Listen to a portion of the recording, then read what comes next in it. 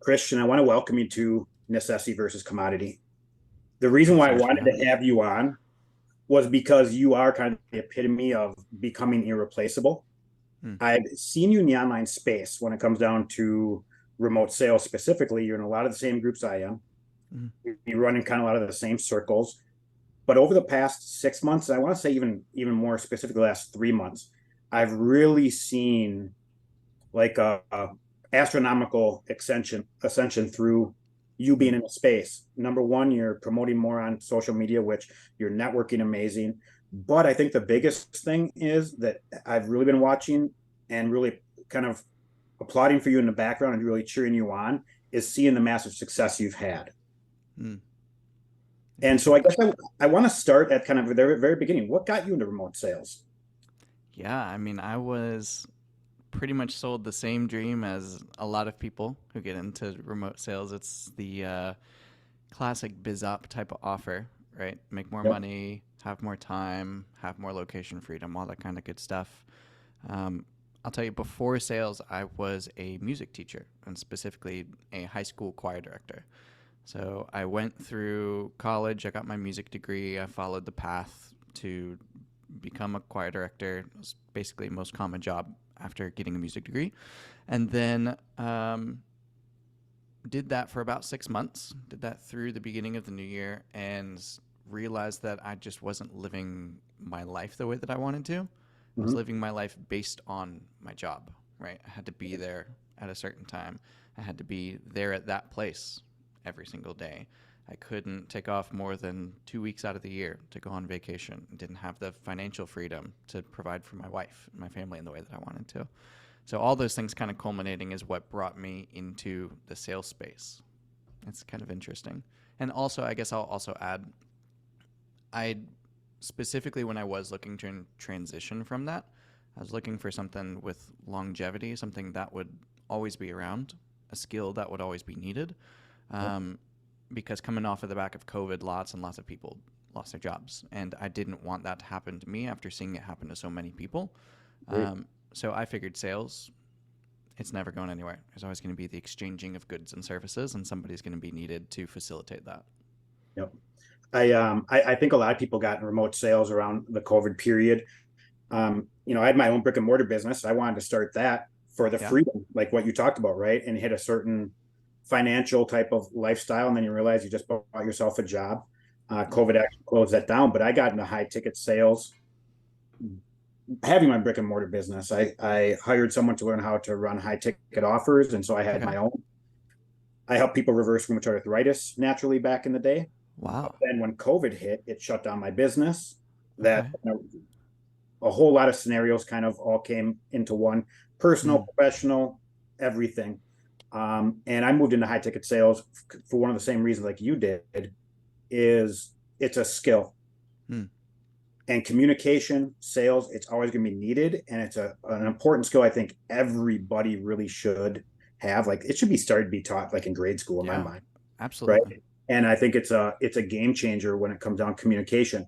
Now you said you kind of got into it because the lifestyle, right? Like we're all pitched, hey, Yeah. make 50K from any beach on the planet, taking a call a day, right? Like it's Yeah. absolutely insane. Now, when you first got into remote sales, what type of results were you having? Mm. It's really interesting. There's a whole story around when I very first got into high ticket sales where I was basically brought onto a team and then wasn't allowed to take calls and was basically ghosted for about 2 months. So I had Pretty straight up common. quit my job. Yeah. So I had straight up quit my job um, as a director and gone full into sales. I was married very recently before that. So newlywed, family to take care of. And yeah, I mean, basically just got ghosted by the company and by the managers and everything to the point where my wife and I were like, all right, I mean, we're in it now. Like, might as well just make it work. Just Right. got to figure it out. So I was very much so just like thrown into the fire. And then that's when I got my first real position as a high ticket salesperson in ecom. So it was a bit interesting, What to say the least. ecom can be a tough industry. I can. Not that there's any easy ones out there, right? Sure. But ecom is really tough because there's so much, I guess, uncertainty with Mm, the actual result you're going to get when you yeah. hire somebody. There are so many people. It's like hiring somebody that's going to get you 100 leads a month. Who really cares? There's a million out Yeah. there. It doesn't mean anything for success wise. Yeah. What were some big lessons you learned? Because that's a pretty Mm, tough area to just walk into. So yeah. give me like a big lesson or something that was really eye opening that you weren't expecting. Um, I think from the get go, it seemed like relationships were the key in terms of actually having success in the space. Because I got onto that ecom offer through a relationship that I had established via that first offer that I was supposed to be a part of, but it didn't necessarily work out. But I kept the relationships going, and like I didn't put it on them, I didn't sour that relationship or anything, and it led to me getting this offer. And then on the offer itself, it was a very high ticket ecom offer. It wasn't like the typical 3K, 5K, 7K. It was 35K, 50K, and 75K. Wow. And it was one of those like Shopify automation done for you. We run the store. It's literally just an investment vehicle. Yep. And so very quickly, I learned how to actually sell. I was in Cole Gordon's 7FSA program. I'd bought into that. And that kind of taught one way of doing things. But then whenever I tried it on the calls with these fairly sophisticated investors, Yep.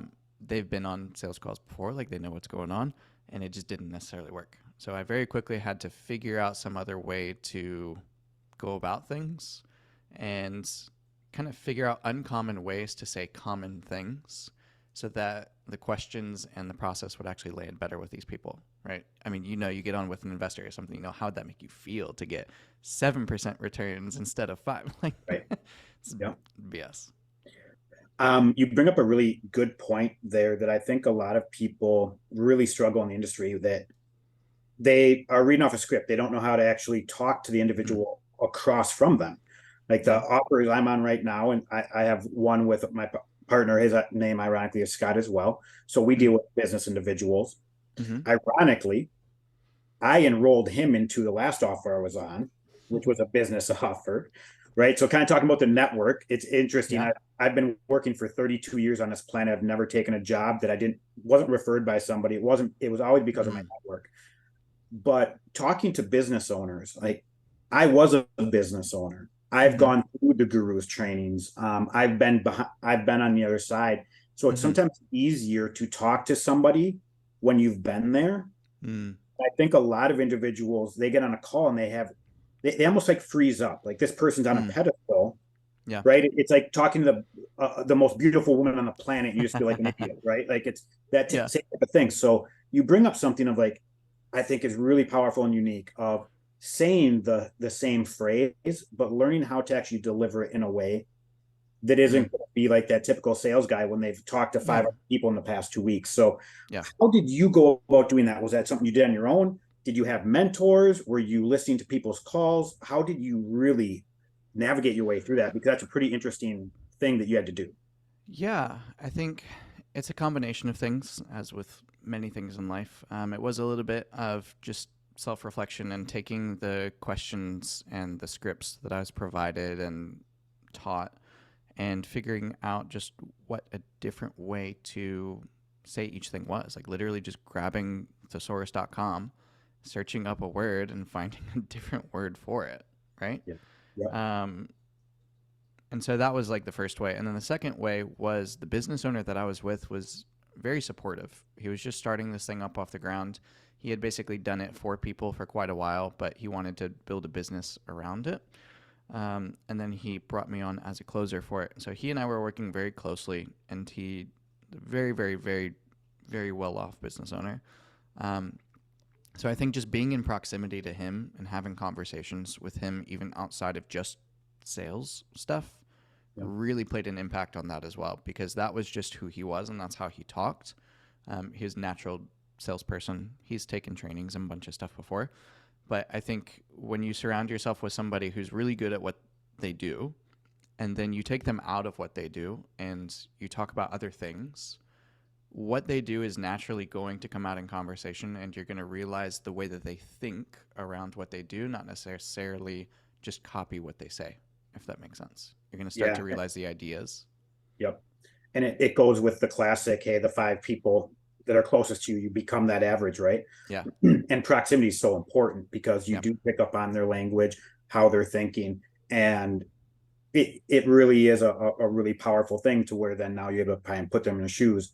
And now when you Yep. talk to someone at a certain status, you're a lot more comfortable talking to them because you're talking to them at this status and you realize, hey, this is just a normal person like me. Yeah. And I think it's an interesting thing. What you brought up earlier kind of just stuck with me there about some people may feel a little bit unsure of themselves when they're talking to someone else who might be of a higher status, whether it be like socially, financially, whatever. Um, it's really interesting. I had a conversation with somebody around this just a couple of days ago. And if you think about it, as a salesperson, right, you as a business owner, you've been through lots of different things, right? Just the fact that you are a business owner makes you like a little bit higher up in the hierarchy per se than somebody who hasn't necessarily owned a business, right? And so if you're selling to business owners, you're kind of on the same level. You've been there, you've done that, you've dealt with the problems that business owners have dealt with, and so you can speak from that place, right? As a sort of advisor, like, hey man, I'm like you, I've been there, I've done that. This is what I've seen as a salesperson. But then you have the dynamic of, if you're talking to a business owner who is well above you, right?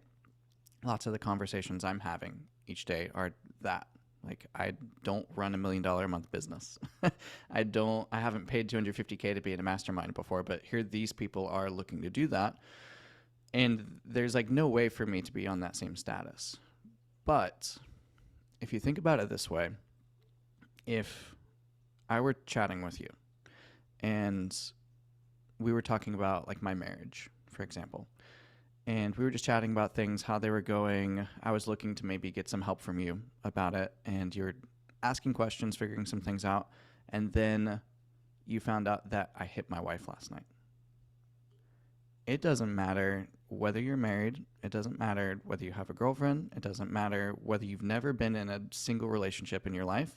You can tell me that that's wrong, and you can say that that's not okay, and you can basically be the authority on that just because that is wrong, right? And so the idea of being on a different status level, in my mind, it doesn't really exist, because on a sales call and in these conversations, it really just is about like what is right and what is wrong. What are you doing that's working? What are you doing that's not? And how does that need to change, right? What is the gap there and what do you need to fix? So just kind of an interesting idea you brought up. I've had that conversation quite a bit lately. I like your spin on that there too. Of you, it's kind of like Oren Klaff's. He's got several real good books, and he kind of talks about like status and getting people on the same status level. Mm-hmm. And I think that's one thing, is when we perceive somebody because they make more money than us or they have a business, that Mm-hmm. they're in a higher status with us or they're viewing us in a lower status. Yeah. And me starting in fitness 20 years ago, I mean, there are tons of people that made way more money, way more educated. I'm 20, they're 40. They're technically a way higher status, but talking human to human, Mm-hmm. that's really a key piece. And I think that's where that comfortability kind of comes into play. I have people that have helped me in my life, that are mentors to me right now, that are friends to me right now. One makes enough money, he wants to donate $25 million to build a church. Mm-hmm. Another one has actually made over $100 million and is Mm-hmm. right. But I had these same conversations with them as I am with you right now. And I Yeah. think just your level of confidence sometimes comes into play. Absolutely. Looking at failure, you kind of brought up failure earlier. Mm-hmm. In sales, there's always failure, right? It's part of the journey. Sure. In business, in life, failure is a big thing. Mm-hmm. Discuss something that at the very beginning that was a failure to you, a setback that really taught you something valuable, that felt that like really changed the overall trajectory of your sales career. Hmm. That's a good question. In terms of failure, I guess the maybe what I would say on that is just my very first experience getting into high ticket sales when I was basically just ghosted by the company for a couple months. Um, in my mind, I was doing everything that I could to follow up. I was doing everything that I could to like make sure that I was staying top of mind. I had gone through the training that they provided. I was sending the manager a message like every other day, called him, sent messages to the influencer themselves, other people on the sales team, like all sorts of different things. Um, and so that taught me that like you can do everything right, but things still may not necessarily work out the way that you had anticipated or the way that you had expected. And it's kind of the idea of playing the infinite game versus the finite game. I don't know. Have you heard this from Alex Hormozy? Oh yeah, I know. I know very well. Oh yeah, 100%. Yeah. So, like, just the idea that the game is to keep playing rather than focusing on achieving maybe a necessary goal that you had thought of in your head, right? Because that Yeah. is ultimately just a target that you thought of. It's not necessarily like that life is about win or lose. It's about just keeping playing the game. So, I think that would be the main thing. Just learning that the hard way and right off the bat, like, I just got smacked in my entrance into the industry. So very quickly just had to figure things out. What going on with that, one of my favorite quotes that I always think of myself whenever I'm going through a hard time, whether it's personally, professionally, or whatever. I never lose. Mm, I either win or I learn. yeah. Right, and that really is really key when it comes down. As an example, last week, I was on a sales call with a company. Mm-hmm. At the end of the call, he was essentially going through an NEPQ style script, right? Okay. And it's not that I'm not trying to say I was playing along with it, right? Sure. Like, I was going through cool, but I didn't give him a whole lot of the nuggets. And some of the things, and to your point earlier, like when he kind of asked, so like, what's this going to do for you emotionally in 6 months if this does, right? And I'm just kind of like, I'm not getting into that, Yeah. because that really wasn't a piece of the puzzle for me there. Yeah. But at the end of the call, I basically said to him, like, hey, I just want to let you know that on your stats today at the end of the week, this call was a win for you. Mm. Like, I do sales. I 99% of the time, if I show up to a sales call, I've already made the decision I'm buying. Yeah. Same. Needed more information from you, that I couldn't find anywhere else. That's why I'm on this. And I wanted just to solidify what my decision is going to be. Mm. And right now, yeah, it's something I want to do, but I'm trying to figure out if it's the right thing to do at the moment. And Mm. there's no question you're going to get me to really overcome that. Mm. Now, I even kind of talked to him a little bit, like, I don't want to be a douche. Do you mind if I coach you here a little bit? A couple of the things we kind of did and we had a really good conversation and everything. And so some situations like that, we can't close everybody every single time. Sure. Nor should we. Right? We shouldn't, right? And so sometimes people view things as a failure Mm. or a success just based on like a close rate, which I Sure. think is definitely a good data point. Mm-hmm. Right? So if we look at like when you started, and we don't need to get into specific numbers, to where you are now, Mm. what's the difference of your ability when you're on the phone with somebody? Um. Yeah. And when I started, I don't even know what my numbers would be. I'd have to take a look back. I have been tracking since the very beginning, but I would imagine it was probably something like 10% on booked calls, maybe even less, honestly. And then now, um, it it rarely goes below 90 at this point. Um, there's a couple of times where it definitely does. Like I'm running an event right now where there's some extenuating circumstances and different things with technical errors. Um, so at times it does for sure. But if everything is kind of set up at the standard to which I hold myself to, and at the standard to which I agree to actually get into things and join a business venture in that way, typically it's 90, 93, 94 is what I try to keep it at. Okay. Obviously, that's not something where it was magical, right? Or No, you fixed your if morning only. routine and you're doing cold ice baths in the morning, or you got yourself It's off actually a caffeine. crystal ball that I keep right on the edge of my desk. Yep, exactly. What what habits do you look at to go, these were the this was a key habit, or maybe these two key Mm, habits were the difference between me doing 10% or under to now that I'm 90% or above. And mm, 90% is an insane number, right? Like people aren't even going to believe that when they listen to this, right? They're sure. like, oh, you're fudging numbers, you're disqualifying half the people, and we won't even get into any of that. But just to go that high, what were those habits that you really, if you had one piece of advice to go, you do these habits the way I did, you're going to have the same results. Yeah, I mean, I would say number one, just learning to stay in the saddle. For me, I'm naturally a little bit less of a confrontational person, right? I don't typically like to get into arguments or disputes or whatever. I'm typically the person to just be like, okay, buddy, like you just do your thing. I'm gonna go, right? Um, so overcoming that was probably the first thing that I really needed to work on, and that definitely came from joining Bill and the guys over at the Objection Box. Um, Learning to stay in the saddle, learning to deal with confrontation, and learning to not only deal with it but expect it, and be able to tactfully handle those situations in a way to where it's not just basically just telling someone to fo or whatever. Um, that would be the first thing, and then the second thing is kind of a David Gogginsism. It's just do hard shit, right? Like anything in life where you're doing things where you don't necessarily want to do them, but you know it is the best thing for you to do. That is the thing that helps set you up for the day, right? So I've gone through times in my life where, like, I'll do a cold plunge in the morning. I've gone through times where I don't particularly care about it. I've gone through times where I work out in the morning. I've gone through times where I get up at 3 in the morning. Like, all that kind of stuff. So I don't know that there's any necessarily like one silver bullet for myself in that. But I will say that a trend that I've noticed is I typically do better on sales calls for the day when I set myself up by doing hard shit in the morning.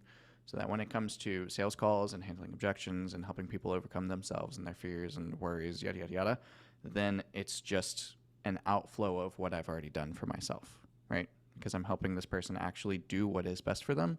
Sometimes what I'm offering is not what's best for them, and you got to have obviously the wherewithal to understand those times. But for sure, doing hard stuff early in the day so that it is just a pattern that continues. It's much easier to continue a pattern than to start someone right off the bat. Agreed. You brought up Bill and the objection box. You and Yep. I really met through there.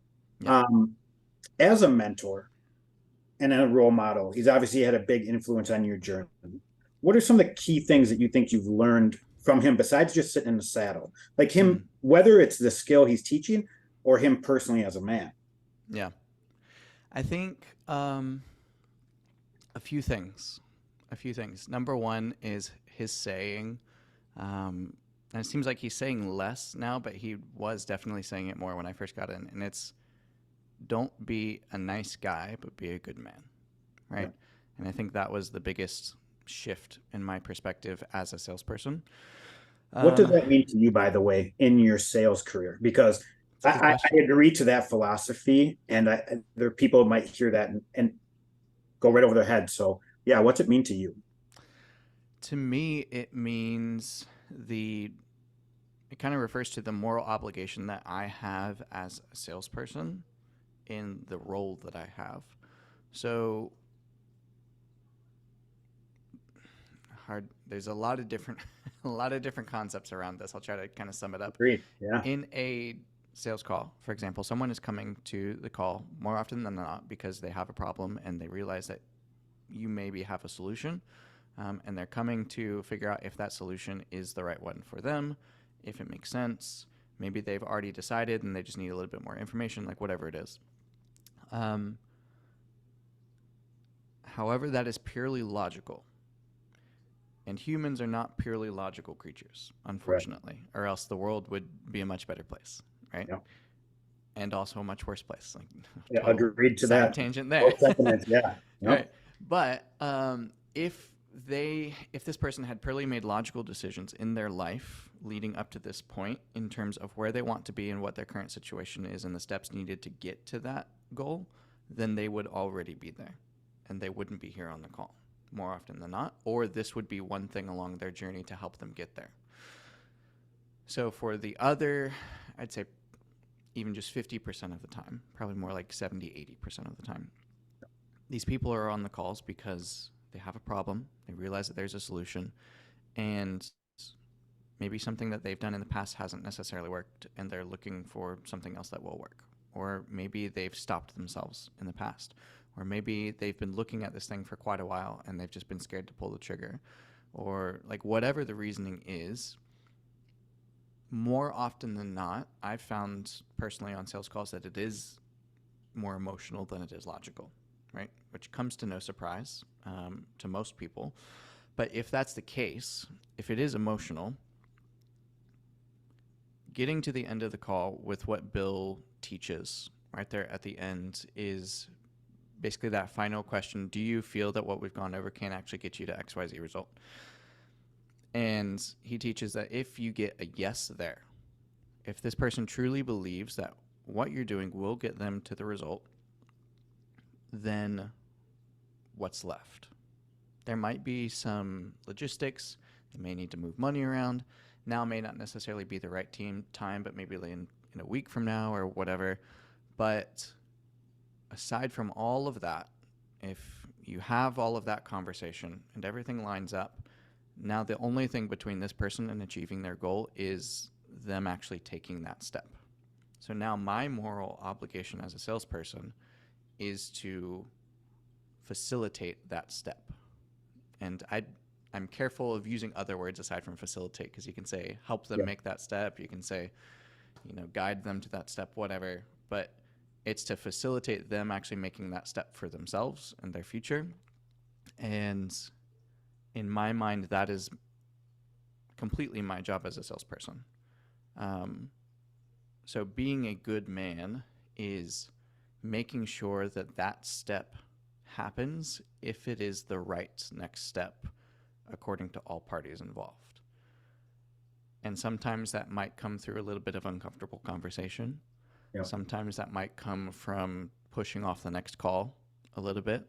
Sometimes it might come from taking a look at sides of the conversation and sides of their life that they maybe not necessarily want to talk about, right?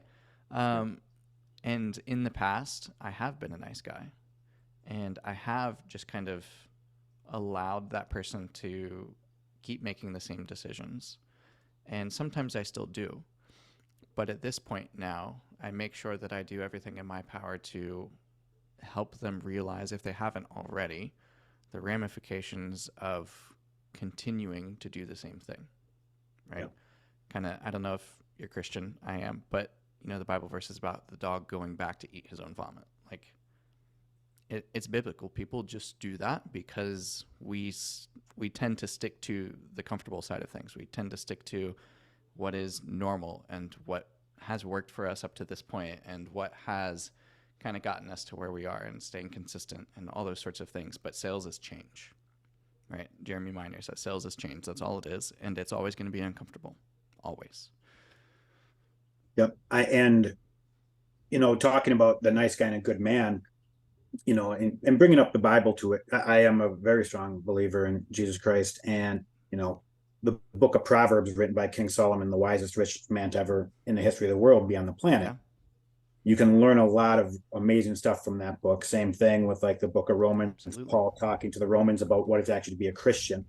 And on a sales call, like you kind of brought up, being that good man is sometimes in the front part of the call, challenging somebody to make sure that they're in the right place. But I think, to really your point, I don't care how hard you challenge someone up front or disqualify, pre-qualify. It's kind of like having an application on a funnel. You're never going to get your answer until that decision to take that step forward really matters. Right. And the nice guy, I used to be that too back in the day when I first started in fitness in my 20s. Okay, yeah, and you'd buy their their excuses. Mm-hmm. And then all of a sudden you'd see them 6 months later and find out they just had a heart attack. So Mm, being a nice guy that's actually tough. put them in a bad situation. Right. And That's even tough. like another like personal example, in my 30s, I had a friend. He actually got addicted to some pretty powerful drugs. Mm, And he would call me up, be like, hey, can I write you a check and can you grab me cash? I knew full well the check was going to bounce. mm, So I'd give him $100 or 500 here, there, this and that. And he finally called me, and I was being a nice guy. mm-hmm. Finally called me up one day and like, hey, I need $500. Can I write a check? I'm like, yeah, cool. I'll come pick you up right now, Joe. I Mm, drive. I'm like, where are you at? I go pick him up. He's at a motel that's like $40 a night, right? It's a porta potty he's staying in. mm, He hops in my vehicle. We start driving. We drive by the bank. I can still imagine this to this day. It's been about 14 years. He turns and looks at me and goes, thank you. And I said, you're welcome. mm, We sat there for another 15 minutes until I pulled into the hospital and he checked him into rehab. mm. That's being a good man, not continue writing a check and giving it to him. It's the same thing, kind of like the end of a call. Yeah. When you said when it's the person's best interest to do this, to not let their excuses to hold them back from actually improving their life. And Yeah. that's a huge stance to really have there. And I think it's a game changer for a lot of people when they can finally have the confidence to be at that point. Mm-hmm. And I think some people listening to this, and I know just kind of listening on my own, the argument comes up in my mind of, well, who are you to say that that is necessarily the best next step for that person? And I think then it gets into like the idea of being directionally correct versus absolutely correct, right? I posted about it this morning, and basically the idea that you know there's no way to be absolutely correct in anything. At one point, everybody in the world thought the Earth was flat. Yep. There are still some people who do. Yep. At one point, people thought that Earth was the center of the universe, right?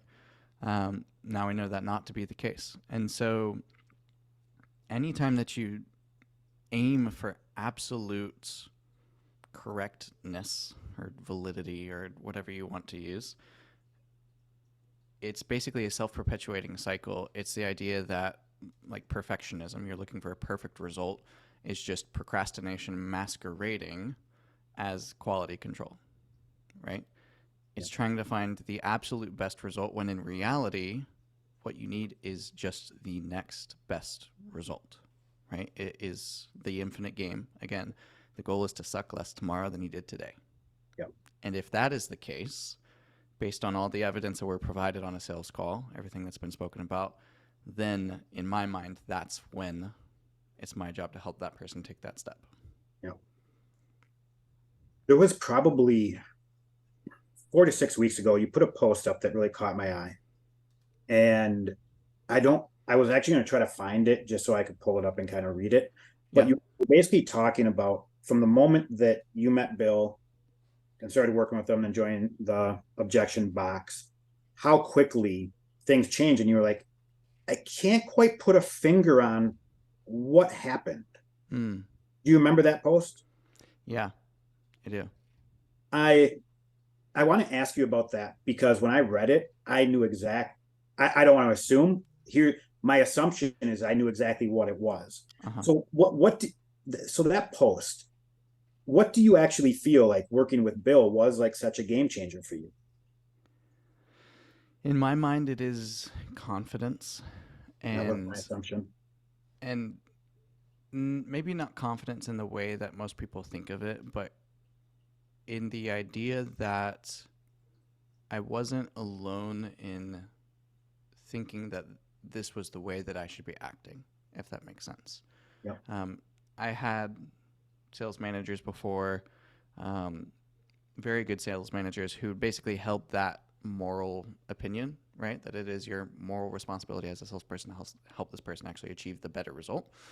Um, but then coming into Bill with the objection box and Nick and James and everybody that was in there, it was basically that one voice that I had was now 40.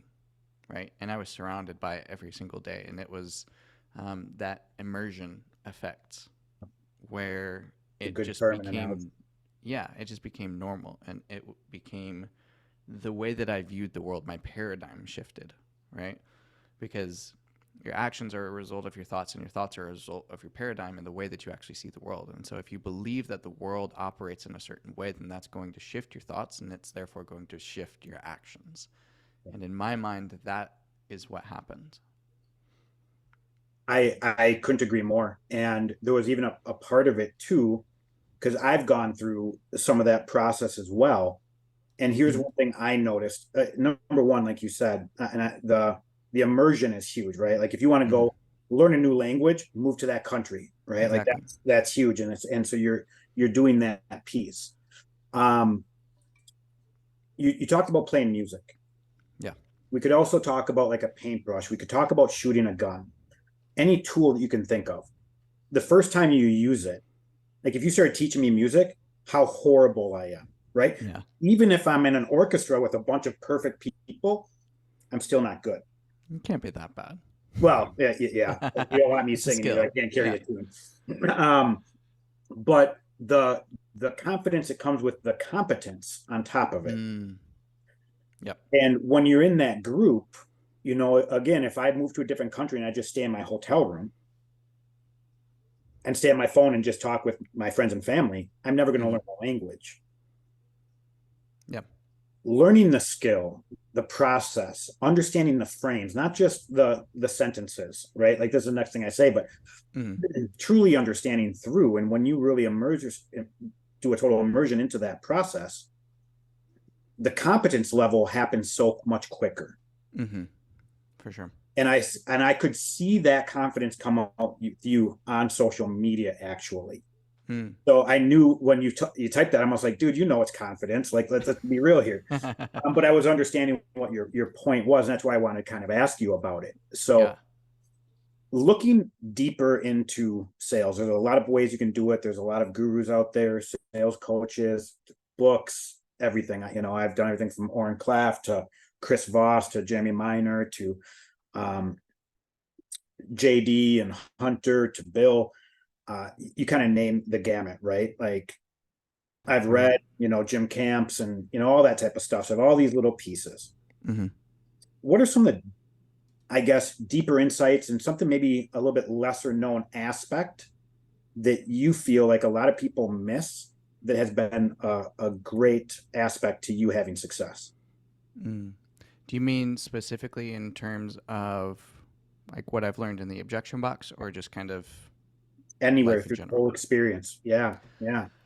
Um, Probably one guy named Chase Hughes is a it's a secret weapon, if you will. And I mean, he's not so secret, but not many people in the sales space know about him. Certain people know lots about him. Yep. Certain people like Eli Wild, for example, Yep. right? Um, for those listening who don't know who he is, essentially you can look him up, but ex-military interrogator, and the average military interrogation um, when he was learning, I believe, was about 3.5 hours or something like that, and he got his average down to 15 minutes. Wow. And it was using the principles of psychology and human nature and biology and all sorts of different things to understand the way humans work just a little bit more deeply and leveraging those into conversation and relationships. And so one of my sales managers introduced me to Chase Hughes and got me on the rabbit hole basically for it. And so I've bought a ton of his courses. I have his 6 minute X-ray book over here, the Ellipsis manual, all sorts of different things. And in my mind, that's one of the things that I have in my tool belt that not a lot of salespeople do, that could be very beneficial to salespeople. And it's really, really deep, all of the things that he talks about. He talks about everything from like nonverbal leakage to kind of go back to what we were talking about earlier. Like if your dishes are undone on the counter, if you haven't done your laundry, if you didn't go work out today, those little decisions where your brain keeps track of them come through in your conversation, right? And whether it's typically not consciously, it's typically subconsciously, but that is communicated through your words and your actions and your body language. And then everything from that to hypnosis and embedded commands and like crazy, what I would call like woo woo wah wah shit to actually be able to communicate with people, and help move along the conversation. And a lot of it is like very much so use at your discretion. It's literal, like undercover agent, spy, intelligence stuff that he's put down. But it's really, really cool and lots of fun. Well, If you're well, into the it. interesting Like, stuff about that, I was just reading an article just 2 weeks ago about Obama's speeches yes. and how many hypnotic suggestions there are throughout it, and Yeah. you see that in marketing all the time. And so a lot of people are like, oh, like it's so bad. Like the amount of auto suggestion we have on a daily basis is Mm. absolutely insane. Like if you actually knew, Yeah. like it just flabbergasting. It's deep. So did you hire him as a coach? Did you just follow him on social media, read a book? Like what did you do with him? Yeah, so if you go to his website, basically he has all of his different courses on there. So I've taken a few of those, and then I've bought pretty much every single book that he's come out with as well. And that's what I've learned from him. If you get like one-on-one coaching from him, it's like 250K for 8 weeks or something right now. It's pretty intense. Or so just let me check my pockets here real quick. Um, He's now basically helping corporate lawyers do jury selection. okay, which is a pretty interesting thing when you think about it too. Like it's a Yeah, one of my it's favorite deep. movies. Yeah, one of my favorite movies is Devil's Advocate Yep. with Keanu Reeves and Al Pacino. And Uh-huh. that whole scene of like them picking the right people. And Exactly. he's good because he can read their minds and know exactly the good and the bads. And so Yep. it really does make you in a powerful position. And that's really what all of us are trying to do, building a skill set, whether it's communication, sales, marketing, For whatever it sure. may be. How do you kind of envision the future of like our sales industry going, right? Mm. Because you have AI is a huge buzz thing over the past 6, 8 months, right? Since this year. Now we've Mhm. had tons of software like ManyChats, Alex Hormozzi's Alan, things that were Yep. automated DMs, text messaging, Go High Levels Yeah. doing it now. We have those pieces that really help us do our job quicker, but a lot of people I know are afraid, like, oh, I'm a DM setter. I'm not going to have a job in like the next 30 days Mhm. because AI is taking over. Or salespeople are the same way. What do you see for our industry? It's a good question. Um, I really don't know, and I don't know that I would be able to give too much of like an authoritative opinion on it, being that I've only been in the industry for like a year and a half. Um, I would say from what I'm seeing and just my view on the world and AI and people and all sorts of things, I think on one hand, we'll probably never be able to replicate the depth, um, of feeling and knowledge that comes with humans and human connection. I don't think I don't think humans are ever going to be able to replicate the amazing creation that is the human brain and the human or the experience. or the soul for that matter? Yeah, Yeah. yeah. I don't. On one hand, I don't believe that that will be the case. On the other hand, I do believe that that technology is advancing rapidly, and there will be certain areas to leverage that.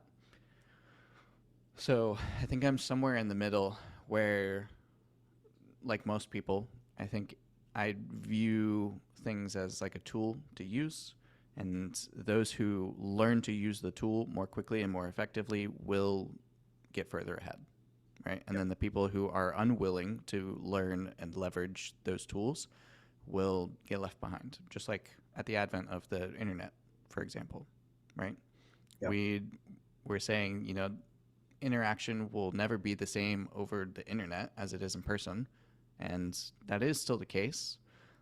But now, how much business is done over the internet versus in person? So Yeah. I think there's something to say for both sides for sure.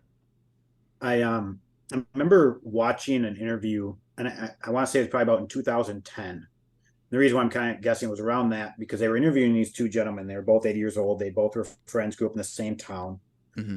One had essentially amassed just a ton of wealth. Mm. The other one, essentially not a pot to piss in, even though they were best friends until they were Mm. like 30, same Wow. education, same all these type of things. Really? And so they were having this conversation. And so the interview was kind of asking, what was the thing that like, right? Like Yeah. most people are like, hey, you hit 30, you can't change your life. This is where you're at. And the guy that didn't have much left compared to the other guy, he basically said, I'm just going to call the other guy John. He said, Sure. John was able to pivot really quickly and maximize new things. I stayed in the exact same situation I am rather than changing. So, like going from farming to working in a city or going from this technology, now you have a car, you don't have a horse and buggy. Hey, now Mm. we have computers or calculators. He was able to adopt those things, Mm. immediately learn them and apply them. And I think that's really what AI is going to do for a lot of us, Mm. right? I think it's going to help accelerate different things.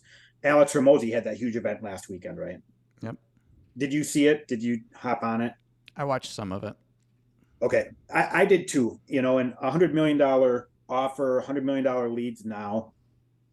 A lot of the stuff it's not new. It's strategies that Yeah. everyone's done, and if you follow him, Of course. you know exactly what he's doing, right? Mm-hmm. So I wasn't, and he never sold his first course. I wasn't expecting to sell this one. Yeah. Everyone was a huge uproar, but he's always playing farther ahead. But Yep. the aspect of people learning the game of sales, marketing, now, when everyone kind of becomes a baseline, we have to become better in some ways. And I think AI is actually going to help us all become better Mm. because we have a higher baseline now. And I Mm. think that's to your point of if you learn how to use it, it's going to now up level you a couple levels. Mm-hmm. That not that you're magically better than anybody, but now you have a different floor, Mm-hmm. which pushed your ceiling higher potentially. And I think that's Yeah. a huge thing. Looking at your future, Mm. so you've done sales, remote sales for 18 months. I Mm-hmm. see a lot of whispers on your social media of some potential announcements or Yeah. potential things of you're doing. Yeah. What's Um, going on with you in the background? in the background right now, I'm um, working on this thing that I'm calling side door networking, and it's the idea that you can get into far more lucrative opportunities, and have far better relationships that lead to many more things if instead of going through the front door of the opportunity, you go through the side door. Funnily enough, I'll tell you a little story that only one person in the space actually knows about. Um, Originally, I had wanted to call it backdoor networking.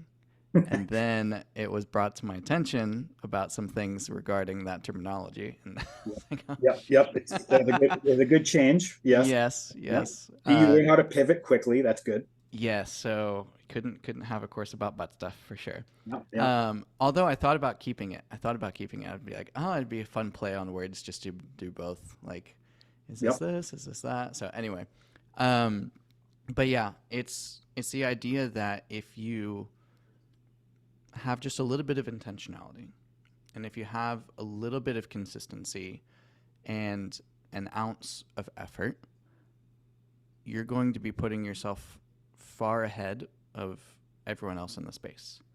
And ultimately, when it comes to opportunities, looking at things from both sides of the coin, there is the abundance mindset and there's the scarcity mindset. Like, obviously, there's always going to be more opportunities.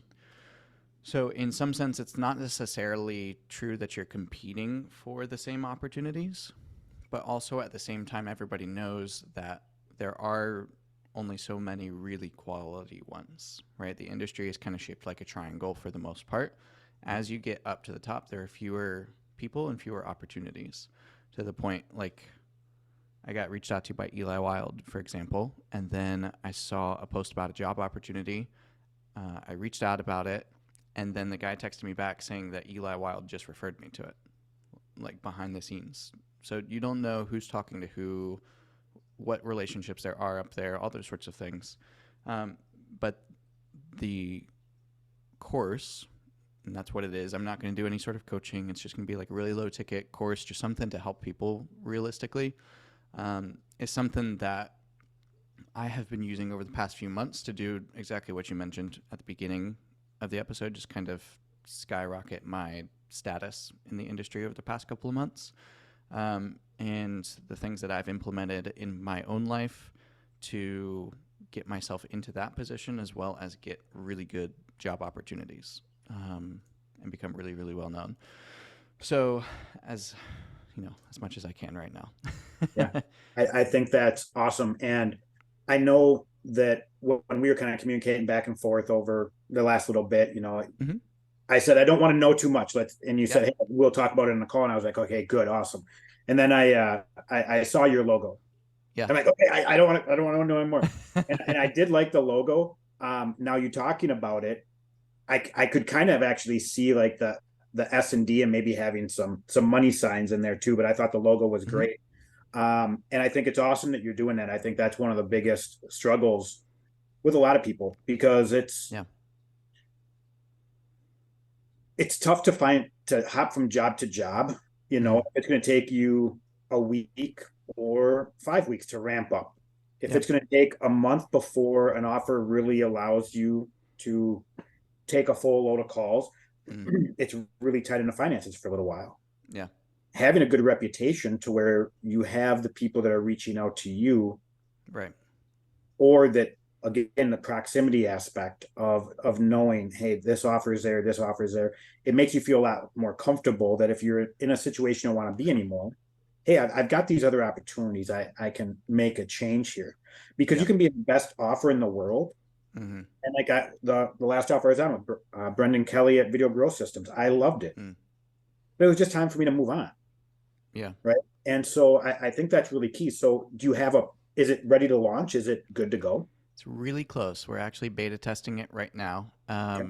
I put out, it's really funny. I just put out that like screenshot of it as my cover photo, and I put a comment saying, if you want to apply to be part of the beta launch, apply here. Literally had, I think, like 70 applicants for it.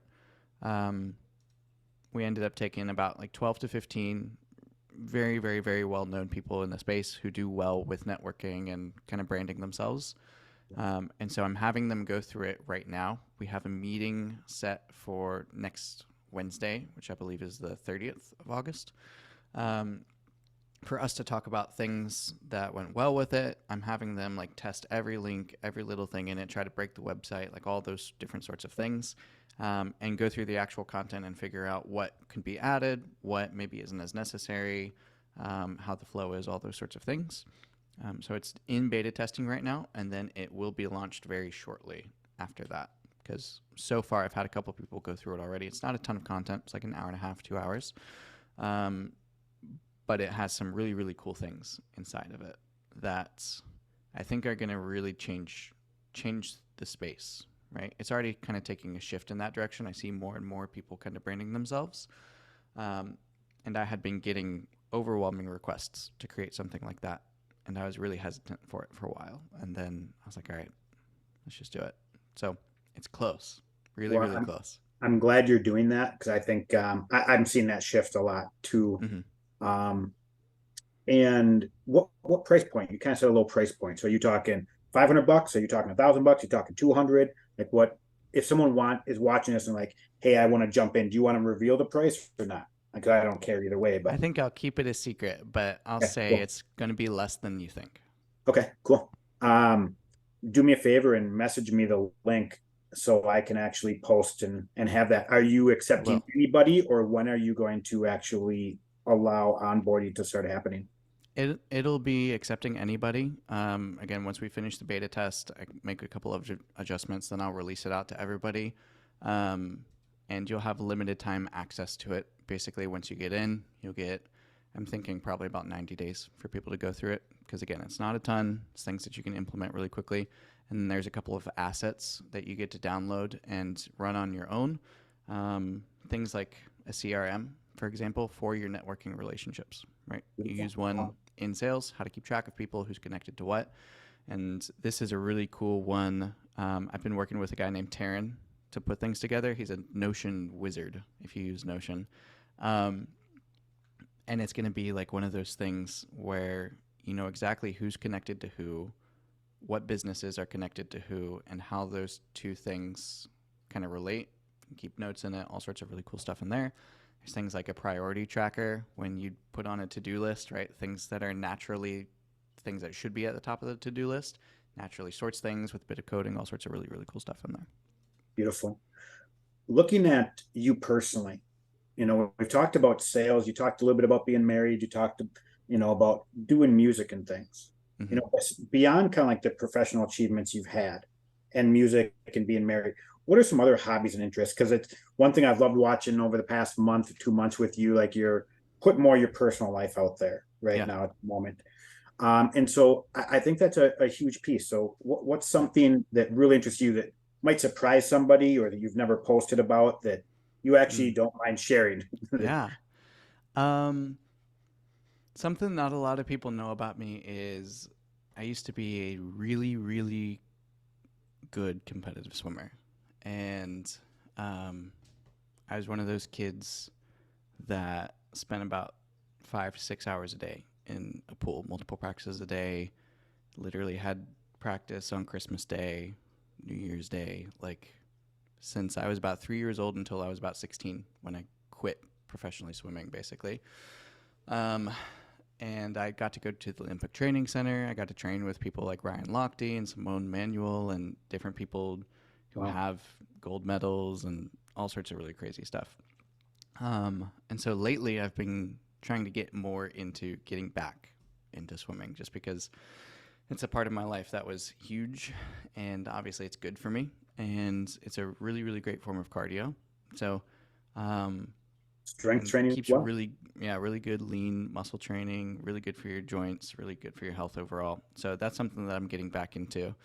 Um, but I'm in definitely a busy season right now, so I don't have a ton of time for like hobbies outside of work. So I'll go through seasons where I'm more busy, seasons where I'm less busy. Right now, it's just balls to the wall. It's insane. So speaking of that, how do you keep your schedule actually constructed so you're successful every day? I start at a specific time and I end at a specific time. Um, I try to just keep the 9 to 5 basic schedule because my wife works and she leaves around 8 and she comes back around 4. So I try to keep my schedule kind of around that. Um, I find I'm most successful when I don't necessarily wake up super duper early. Like I said, I woke up for 13 years at 3:30 in the morning to go and practice. Um, so now typically I'll get up at like 6:15, 6:30. I'll do like cold shower. I'll take a walk outside. I'll do a bit of reading, do a little bit of just working out around the home. And then that typically will get me started off on the right foot, get my mindset in the right space, do a couple hard things, and then I start working for the day. I work with multiple offers, so I sync everything to my own calendar and my own Zoom account, which is a little bit different than what most people tend to do, I've seen. So I pay for all of my own stuff and then just tell the companies to sync it there. So that makes it really, really easy to just see what I have available and what I don't. And then at the end of the day, have the hard stop, typically at 4. But since I'm talking to you, you're such a G. I got to make sure I make time for you. Typically at 4, I'll stop, and then the rest of the evening is for time with my wife. So that way, I have a really hard cutoff. I have a really nice balance. I have plenty of time to go and do the things that I want to do. Go and see a movie. Go play mini golf, like whatever, with wife. And then I typically don't work on weekends either, unless there's a big event that I'm selling for. In which case, I'll take the weekend off, or I'll work on the weekend and then I'll take like the next day off, Monday, whatever. I like it. I like it. It's one of the things I have to do too. You did a video the other day kind of talking about how you kind of manage certain things around. I didn't get a chance to watch it. I saw that you were, hey, how I kind of do a couple different offers. And it's funny. I have my same thing. I have my own Zoom account. I've got all my stuff. So everything Mm-hmm. here, it's linked up all to my personal. Makes it so much easier. It does. It's insane because I hate having 20 different things open and not sure. And Yeah. it helped me a ton too. And it is one of the things, also, you know, not just doing a sales role, but also doing some of the marketing building, some of the copywriting, some of Mm-hmm. the systems, those pieces. Yeah. Like if I don't have my schedule and I have to do the same thing, I have to block out this is my work time. Otherwise, I will wake up in the morning, go right to work and work all night long, and I miss everything else that's important to me. Yeah. And Exactly. that's a not a good place, healthy place to be in. Like you said, and I teach people, doing certain things for a season of your life for a specific reason. So Mm-hmm. hey, the next 90 days, we're crushing, we're filling Yep. this stuff up. After that, yeah, maybe it's something like where you add in the swimming piece, right? Like you're Yeah. you're you're moving some pieces around, but always be gauging and tracking. How do you gauge and track success for you on a daily and a weekly basis? Success in terms of professional, in terms of personal, in terms of everything. Let's just do professional. Okay. Professionally, success is just what I mentioned earlier. It's sucking less tomorrow than I did today. Beautiful. And that can, in and of itself, be a hard thing to gauge. Lots of people might look at close rate increasing. Lots of people might look at number of objections they handled or like whatever. Um, for me, what I found in terms of actually tracking things is focusing on inputs rather than outputs. And it's an idea age old. James Clear really did well with it. Um, Yep. but basically, just making sure that I am doing the inputs to help me get to my output because between input and output, there's a space, and the space is massive where there's so many other different factors. Like, for example, with closing, right? The input is practicing objections or practicing the sales call or whatever you're practicing. And then you have the offer you're on. Within that offer, you have show rate, you have quality of leads, you have how well nurtured they are, you have what sort of objections, whether they were logistical, whether the setter set them up correct, like so many different things to get to the output of close rate, right? So I focus on the inputs of actually just doing what I can to make sure that I improve my skills each and every day. So personally, I spend at least 30 minutes of deep work actually practicing things that I use on a day-to-day basis. Do Whether you that do be that like in a mirror? Do you do that like on a Zoom and recording yourself? What are you doing for practice? typically I'll just do it when I go out on my walk. Okay. And I will practice word tracks. I'll think through other ways to actually say things. I'll think through other ways to handle different situations. I'll think about when I do go on my walk, I do have my phone and I have Notion up. So I have things that I've been learning from podcasts and books and different things, and thinking about how to actually apply those into a sales conversation or into leadership as well. Because I'm a sales director at one company and I'm a manager at two other companies as well. So leadership is another really big thing that I focus on. Beautiful. Beautiful. Um, is there anything you want to leave with that maybe we didn't cover? Good question. Um, I would say not that I'm by no means like anybody's hero, I don't think. But I will say that lots of Don't sell people yourself short on that one. I I'm being serious. I'm being serious. A lot of people appreciate it. looking up to you right now, Christian. I appreciate it. I know lots of different people will send me messages on a day-to-day basis, and um, I appreciate the messages and everything. Um, Jason Pagan says basically accept that all your heroes are full of shit, right? Your heroes aren't necessarily gods. They're just regular people who probably got really good at one thing by neglecting literally everything else. Um, so I would say in the high ticket sales space, in sales and high ticket, in business in general, it's very easy to look up to somebody else who has necessarily gotten a certain result.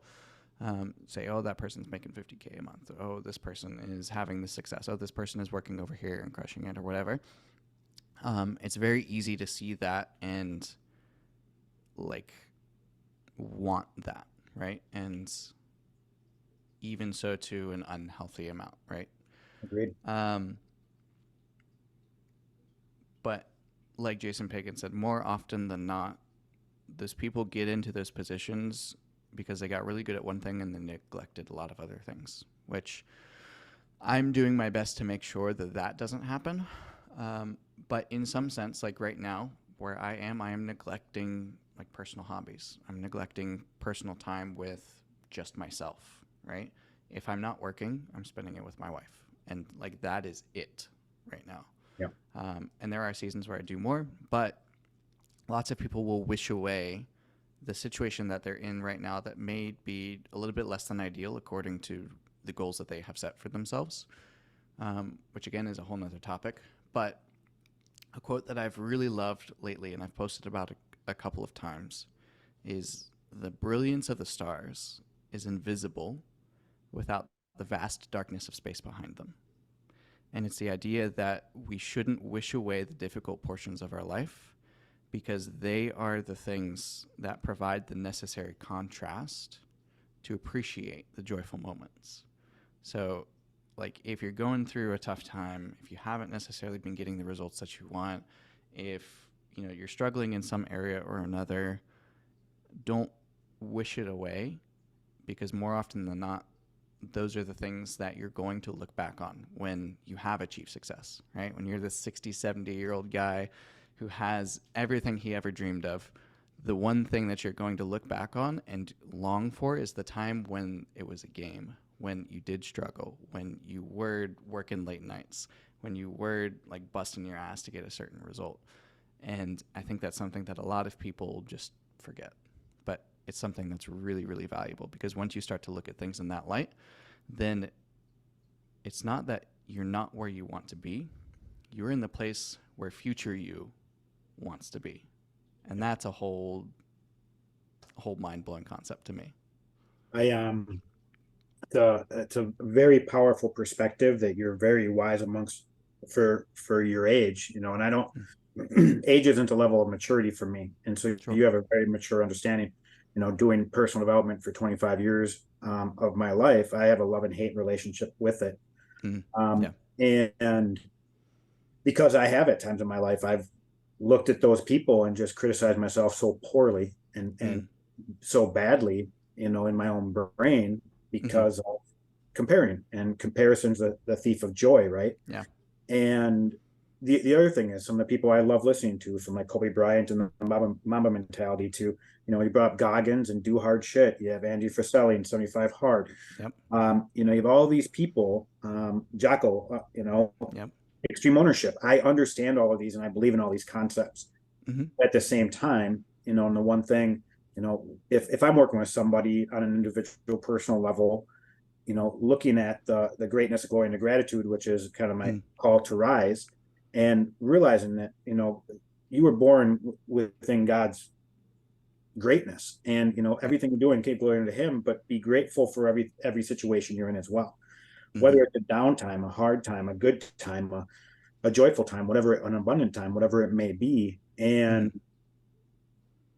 it was right before COVID, because I had my own business, brick and mortar business, had my own online business. I was working all the time.